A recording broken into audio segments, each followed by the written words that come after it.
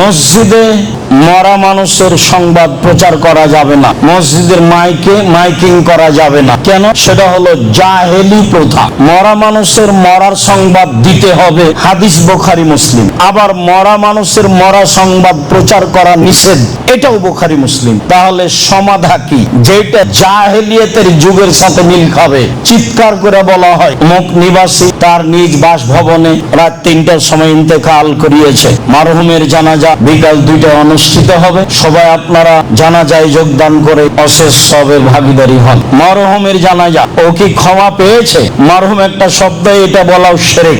আবার কেউ বলছে মারহুম মাগফুর, কেউ জানে না। আন্ধা কো আন্ধা পড়াতা হয়, যে বলে সেও অন্ধ, যে শুনে সেও অন্ধ, দুইজনই সমান। যে মারা গেছে তাকে মাগফুর মারহুম বলা যাবে না, এতটুক বলা যাবে আল্লাহ তাকে ক্ষমা করো, গাফার আল্লাহু লাহু, আল্লাহ তুমি তাকে ক্ষমা করো, রাহেমাহুল্লাহ, আল্লাহ তুমি তার প্রতি দয়া করো, এমন কথা বলা যায়। মাইকিং করে প্রচার করা চিরদিনের জন্য নিষিদ্ধ।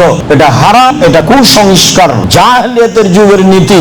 সারা দুনিয়ার মানুষ যদি তার মরার মাইকিং করে তবুও তা বৈধ হবে না, তো অবশ্যই হারাম, তো অবশ্যই নিষিদ্ধ।